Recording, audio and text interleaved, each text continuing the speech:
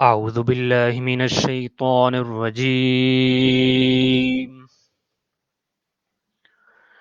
بسم الله الرحمن الرحيم.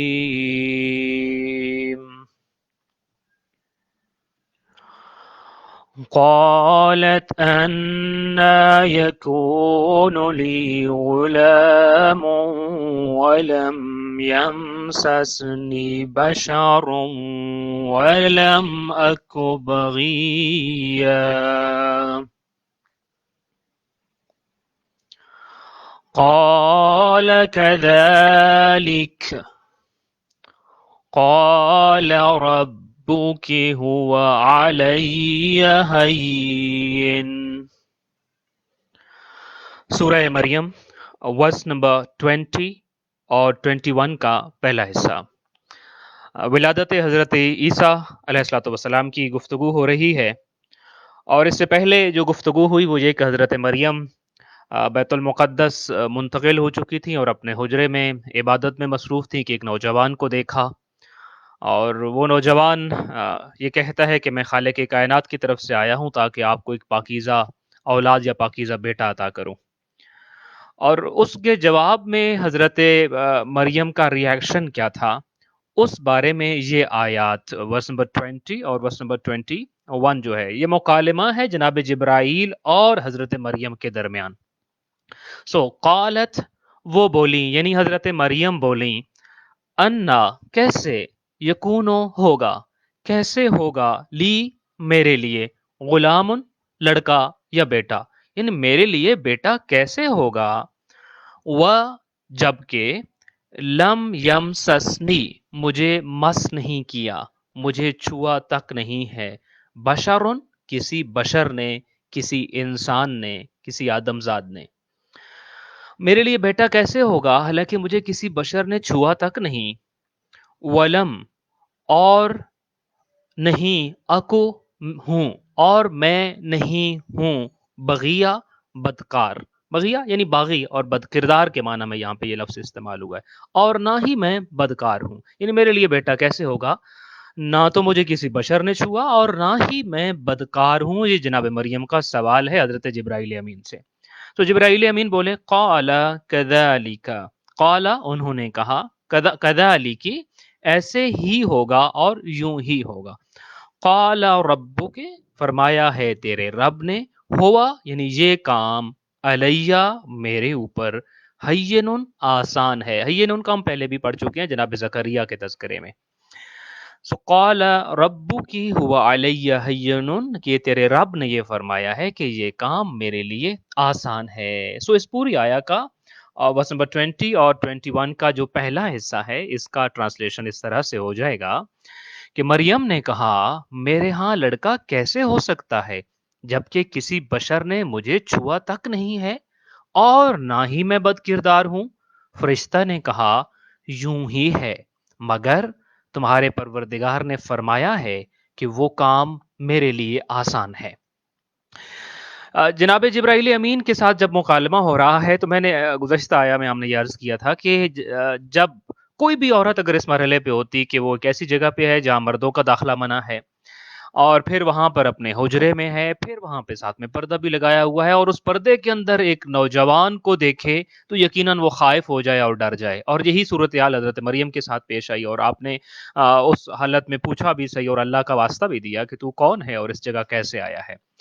لیکن یہاں اس آیا میں خاص طور پہ جب ہم پڑھ رہے ہیں ورس نمبر 20 اور 21 کو پڑھ رہے ہیں تو ہمیں یہ اندازہ ہوتا ہے کہ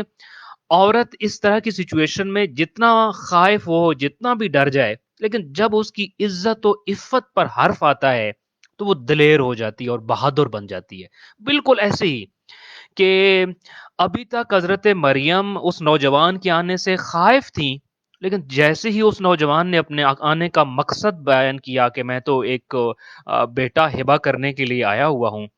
اور وہ مقصد یعنی ایک بیٹا کا حضرت مریم کو ملنا ظاہراً چونکہ حضرت مریم کی عفت کے خلاف تھا،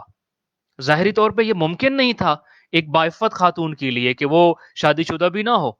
اور اس کے ہاں بیٹا ہو جائے. لہذا جب اب مسئلہ عفت کا آیا اور مسئلہ عزت کا آیا तो फौरन उसी नौजवान के साथ, उसी जिब्राइल अमीन के साथ आर्गुमेंट करती हैं हज़रत मरियम सलामुल्लाह अलैहा, और उसे कहती हैं कि आप मुझे बच्चे की खुशखबरी सुनाने आए हैं। और औरत के लिए बच्चा होना 2 सूरतों में मुमकिन होता है। या तो ये होता है कि या वो शादी करे यानी शौहरदार औरत हो, या खुदा न खास्ता वो बदकारी करे यानी बदचलन हो। इन दोनों सूरतों के अलावा तो कोई सूरत मुमकिन ही नहीं है। और जनाबे मरियम दोनों चीज़ों पे आर्गुमेंट करती हैं। कहती हैं कि ना तो मैं शादीशुदा औरत हूँ, यानी वलम यमससनी बशर का मतलब यही है, यानी मैं शादीशुदा औरत नहीं हूँ कि कोई मर्द मेरे करीब आया हो। और वलमा को बगिया, और मैं बदचलन भी नहीं हूँ। अब तब तक का जो एक सिलसिला था, यानी उस वक़्त तक तारीख़ बशरियत ने, और उसके बाद भी इस एक वाक़ये को छोड़कर तारीख़ बशरियत ने यही देखा है कि कोई भी औरत जो शादीशुदा भी ना हो, शौहरदार भी ना हो, और जिसका किरदार भी पाकीज़ा हो, उसके यहाँ बच्चे का तसव्वुर ही मुमकिन नहीं है। तो ये दो वजूहात हो सकती थी। अब अगर इन दो वजूहात के बगैर किसी औरत के यहाँ बच्चा हो रहा है, तो अब उस औरत और उस मुआशरे को देखिए, तो कौन है जो कबूल करेगा कि इस औरत ने बदकारी नहीं की है? लिहाजा एक बहुत बड़ा हर्फ आ रहा है, और उनके किरदार पे हर्फ आ रहा है स्पेशली। तो इस किरदार और इस इफ़्फ़त के ऊपर जब देखा आपने कि जो है वो हर्फ आएगा, तो फ़ौरन आप जनाब जिब्राईल अमीन से मुखातब हुई और बड़ी दिलेरी के साथ सवाल कर दिए हैं कि जो 2 सूरतें हो सकती हैं बच्चा होने की, मेरे यहाँ उनमें से कोई भी नहीं है। तो आप कैसे कह सकते हो कि मुझे बच्चा मिलेगा, और उस बच्चे की भी खुशखबरी देने के लिए आप आ गए हो? तो ये पहली बात। इसके जवाब में जिब्राईल अमीन ने जो बात की, और उस जिसको हम पहले एक जगह डिस्कस कर चुके हैं वर्स नंबर 18 और 19 के ज़मन में, कि लिअहब लके गुलामन ज़किया से बाज़ लोगों ने गलत मतलब ये लिया है कि ये जो जिब्राईल अमीन आए हैं, उसका आया का ज़ाहिरी माना ये बनता था कि ताकि मैं दूँ आपको एक पाकीज़ा औलाद और एक पाकीज़ा बेटा। तो जिब्राईल अमीन ने ये औलाद अता की है, और फिर वो लोग वहाँ से एक बात निकालने की कोशिश करते हैं कि जब जिब्राईल अमीन जो है वो बच्चा दे सकता है, तो आइम्मा अहलुल बैत अलैहिमुस्सलाम जो हैं वो क्यों कर फलां चीज़ें जो है वो अता नहीं कर सकते हैं। उसका जवाब हम 2 जवाब वहाँ पे दे आए थे। तीसरा जवाब आया वर्स नंबर 21 का पहला हिस्सा, उसका तीसरा जवाब बनता है। तीसरा जवाब क्या है? जिब्राईल अमीन ने कहा क़ाल कज़ालिक, बिल्कुल ऐसी ही है, यानी जैसे मेरे परवरदिगार ने कहा है वैसा ही होगा, या तो इस जुमले का ये मतलब बनता है, यानी कि आपको बेटा ज़रूर मिलेगा। या फिर इसका मतलब ये बनता है कि जो अभी आपने कहा है कि आपके यहाँ बेटा कैसे हो सकता है, हालाँकि ना तो आप शौहरदार हैं और ना ही आपने कोई बदकारी की है, तो आप बिल्कुल ठीक कह रही हैं। काला कज़ालिक, इसके 2 मतलब। या एक मतलब ये कि जैसा तेरे परवरदिगार ने कहा था कि लिअहब लके गुलामन ज़किया, यानी वो काम होके रहेगा। या फिर इसका मतलब ये बनता है कि जैसे आपने कहा है कि आप ना तो बदकार हैं और ना ही शौहरदार हैं, आप बिल्कुल सही कह रही हैं। लेकिन क़ाल रब्बुक, ये तेरे रब का फैसला है, ये तेरा रब फरमा रहा है कि हुवा अलैया हय्यनुन। ये कानून फितरत मैंने बनाया है कि औरत से बच्चा तभी होगा कि अगर वो मर्द से कुदरती मिलाप करेगी, और या तो वो शौहरदार होगी और ये मिलाप जायज़ होगा, और या फिर वो खुदा न खास्ता बदकार होगी और एक नाजायज़ तरीके से इसका सबब बनेगी। लेकिन तेरे रब ने जब ये फितरत और ये सबब और ये असबाब इस चीज़ से पैदा किए हैं, तो तेरा रब ये कहता है इन असबाब को तोड़ना, और ये असबाब मेरे मोहताज हैं, मैं इन असबाब का मोहताज नहीं हूँ। ये असबाब मेरे मातहत चलते हैं, मेरी कुदरत इन असबाब के मातहत चलने वाली नहीं है। लिहाज़ा ये काम मेरे लिए निहायत आसान है। अच्छा, क़ाला रब्बुके, ये 2 जो लफ्ज़ हैं ख़ास तौर पे ये उस गुमराही का तोड़ है कि जो गुमराही ये फैलाई जाती है कि जिब्राईल अमीन जो हैं वो ये कहते हैं कि मैं ये आपको बेटा देने आया हूँ, और जब जिब्राईल अमीन मरियम को बच्चा हिबा कर सकता है, तो आले मोहम्मद फलां चीज़ें अता क्यों नहीं कर सकते हैं? ये उसका जवाब है, क़ाला रब्बुके। अब जिब्राईल अमीन से सवाल ये था कि बेटा कैसे हो सकता है मुझे, हालाँकि मेरे हाँ तो बेटा होने की या औरत के यहाँ जो बच्चा होने की 2 सूरतें होती हैं, उनमें से कोई सूरत भी मुतहक्कक नहीं हुई है। अब जिब्राईल अमीन ये कह रहे हैं कि बेटा इसलिए होगा कि क़ाला रब्बुके, तेरा रब ये कहता है कि हुवा अलैया हय्यनुन, कि ये काम मेरे लिए आसान है। तो इससे इस बात की वज़ाहत हो जाती है कि हज़रत ईसा मसीह अलैहिस्सलातु वस्सलाम अतिया इलाही और हिबा इलाही हैं, और ये जिब्राईल अमीन की अता नहीं है। चूँकि जिसकी तरफ से ये अतिया आ रहा था, जिसकी तरफ से ये हदिया आ रहा था, उसकी तरफ से दलील देते हुए जिब्राईल अमीन ने कहा कि खुदा कहता है कि ये मेरे लिए आसान है। यानी जो ये काम कर रहा था, जो ज़ात जिस काम का सबब थी, اس ذات کا بتایا کہ ہاں مریم آپ ٹھیک کہتی ہیں، یہ کام بظاہر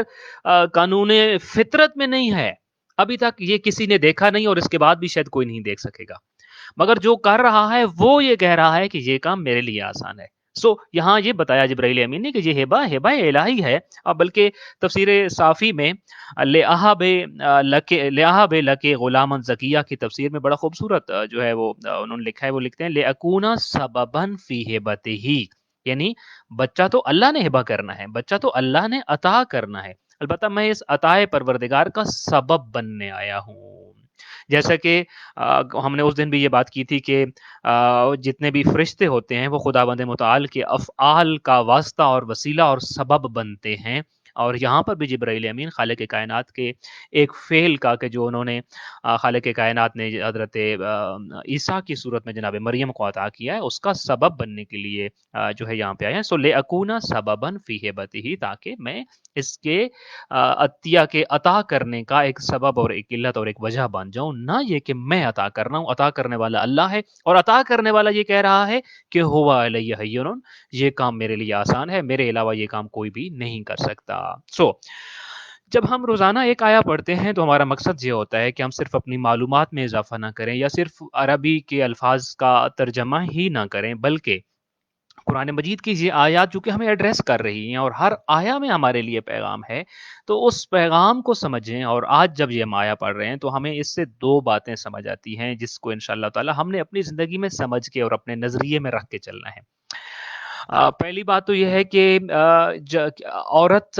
خاص طور پہ خواتین یہ بات بہتر انداز میں سمجھ سکتی ہیں کہ عورت کسی بھی سچویشن سے جتنی بھی خائف ہوتی ہے، اور خدا نخواستہ بہت سارے جو ہے وہ ٹیکٹکس ہوتے ہیں عورت کو پریشرائز کرنے کے، لیکن جب اس کی عزت اور اس کی عفت پہ حرف آنے لگتا ہے تو اس کو دلیر بن جانا چاہیے، اور وہ دلیر بن جاتی ہے اور وہ بہادر بن جاتی ہے اس موقع پہ۔ لہٰذا عورت جو ہے وہ کمزور ہے، مگر تب تک جب تک خدا نخواستہ اس کی عزت اور اس کی عفت کا مسئلہ نہ، لیکن جب اس کی عزت کا، اس کے کردار کا مسئلہ آ جاتا ہے تو وہ انتہائی بہادر بن جاتی ہے، انتہائی دلیر بن جاتی ہے، اور وہ آرگیومنٹ کرتی ہے، اور اس موقع پہ آرگومنٹ بنتا ہے اس کا۔ جناب مریم سلام اللہ علیہ نے یہ کر کے بتایا ہے کہ پھر وہاں پہ کسی چیز سے خائف نہ ہو، کسی چیز سے ڈرے نہیں، کہ جب آپ کے کردار کا مسئلہ آ جاتا ہے پھر وہاں پہ آپ دلیر بن جائیے، وہاں پہ اپنا بہادر بن جائیے، اور اپنے کردار کو بچائیے، اپنی عزت کو بچائیے، اپنی عفت پہ حرف نہ آنے دیجیے۔ یہ عورت کا ریئیکشن ہوتا ہے، اور ہونا چاہیے اس طرح کے حالات میں۔ دوسری بات، جیسا کہ ہم نے پہلے اس بات پہ بھی گفتگو کی، وہ یہ ہے کہ ہمیں اپنے عقائد کے مسئلے میں خاص طور پر یہ رکھنا چاہیے کہ ہمیں زندگی میں جو کچھ بھی مل رہا ہے وہ عطائے پروردگار ہے، وہ رب کی عطا ہے، وہ رب عطا کر رہا ہے۔ ہاں، اسباب اور وسیلہ کوئی بھی اور مختلف قسم کی چیزیں ہو سکتی ہیں، اور مختلف اشخاص اور مختلف ہستیاں ہو سکتی ہیں، اس چیز کو مکس نہیں کرنا چاہیے کہ عطا کرنے والا رب ہے، اس کا وسیلہ اور اس کا سبب اور اس کی وجہ بہت ساری ہستیاں اور بہت سارے اشخاص بن سکتے ہیں۔ لہٰذا اپنی اس عقیدے کی انشاءاللہ درستگی آج کی اس آیا سے ہمیں سمجھ آتی ہے کہ خالق کائنات ہی ہے جو ہمیں اس کائنات میں پیدا کرنے کے بعد تمام طرح کی چیزوں کو عطا کرنے والا ہے۔ دعا ہے خالق کائنات ہماری تمام مستورات اور خواتین کی عزت محفوظ فرمائے انشاءاللہ تعالی، اور ہم سب کو اپنے عقائد کو قرآن مجید کی تعلیمات کے مطابق